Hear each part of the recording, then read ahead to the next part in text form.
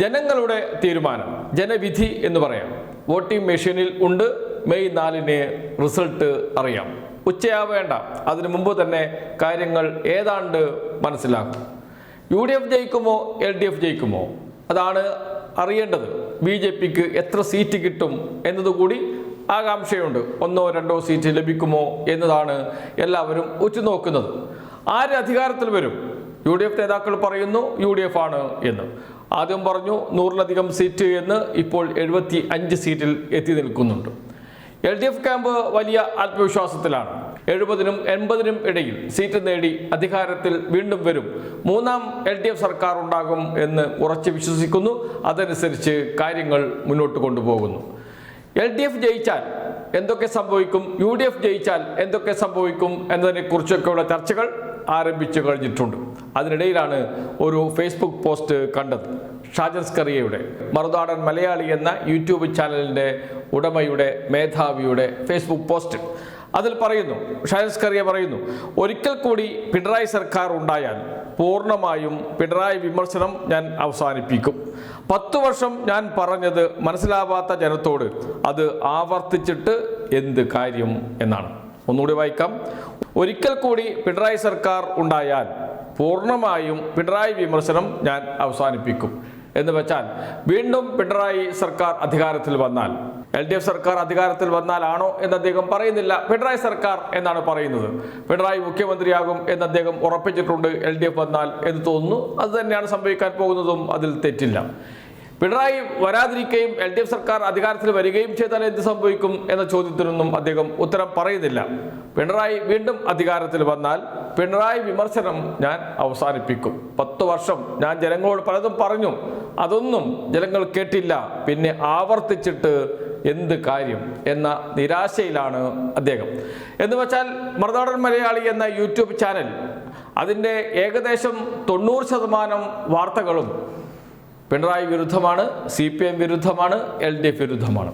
LDF-നും CPM-നും എതിരെ നിരന്തരം വാർത്തകൾ കൊടുക്കുകയും പ്രത്യേകിച്ച് പിണറായി വിജയൻ എന്ന കേരളത്തിൻ്റെ ഏറ്റവും മുതിർന്ന, എല്ലാ രാഷ്ട്രീയ പാർട്ടികളും എടുത്തു നോക്കിയാലും ഏറ്റവും മുതിർന്ന നേതാവിനെ നിരന്തരം വിമർശിക്കുകയല്ല, അവഹേളിക്കുന്ന വാർത്തകളാണ് കൊടുത്തുകൊണ്ടിരിക്കുന്നത് മറുനാടൻ മലയാളി എന്ന് പ്രത്യേകിച്ച് പറയേണ്ട കാര്യമല്ല. വിമർശനം, രാഷ്ട്രീയ വിമർശനം അതൊക്കെ നല്ലതാണ്, അത് വേണ്ടതുമാണ്. പക്ഷേ അവഹേളിക്കുക, ആക്ഷേപിക്കുക തുടങ്ങിയ രീതിയിൽ, അതിനേക്കാളും തരം താഴ്ന്ന രീതിയിലേക്ക് പലപ്പോഴും ഷാജൻ സ്കറിയയുടെ വാർത്താ വിശകലനം പോകാറുണ്ട്. വിശകലനം ഇൻവെർട്ട് കോമയിലാണ് പോകാറുമുണ്ട്. പിണറായി വിജയനെ മാത്രമാണോ?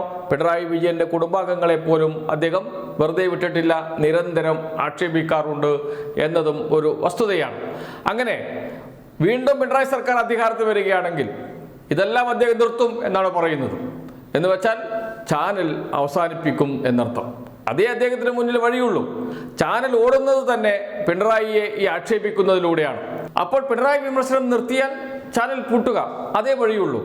അതാണ് സംഭവിക്കാൻ പോകുന്നത് എന്നാണ് പരോക്ഷമായെങ്കിലും ഷാജൻ സ്കറിയ പറയുന്നത്.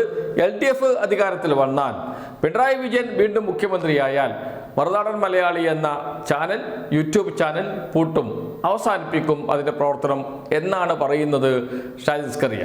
മറ്റൊരു പ്രധാനപ്പെട്ട സംഭവം മറ്റൊന്നുണ്ട്. അത് VD സതീശനാണ്. VD സതീശൻ വനവാസത്തിന് പോകുമെന്ന് പ്രഖ്യാപിച്ചിട്ടുണ്ട്. വനവാസത്തിന് വേണ്ട എല്ലാ സൗകര്യവും ഒരുക്കുമെന്ന് വനം വകുപ്പ് മന്ത്രി നേരത്തെ പറയുകയും ചെയ്തിരുന്നു.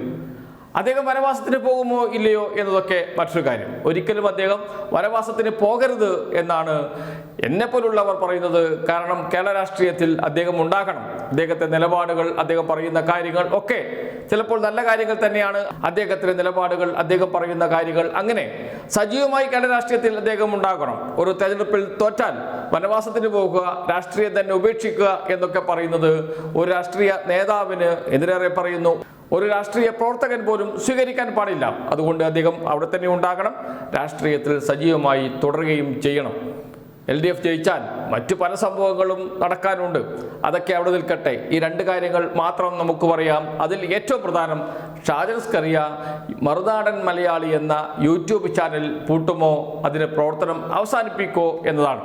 അവസാനിപ്പിക്കും എന്നാണ് അദ്ദേഹം പറയാതെ പറഞ്ഞിരിക്കുന്നത്. കാരണം ആ ചാനലിലെ ബഹുഭൂരിപക്ഷം വാർത്തകളും നേരത്തെ പറഞ്ഞതുപോലെ പിണറായി വിരുദ്ധമാണ്, പിണറായിയുടെ കുടുംബാംഗങ്ങൾക്ക് എതിരെയുള്ളതാണ്, CPM-നെതിരെയുള്ളതാണ്, LDF-നെതിരെയുള്ളതാണ്.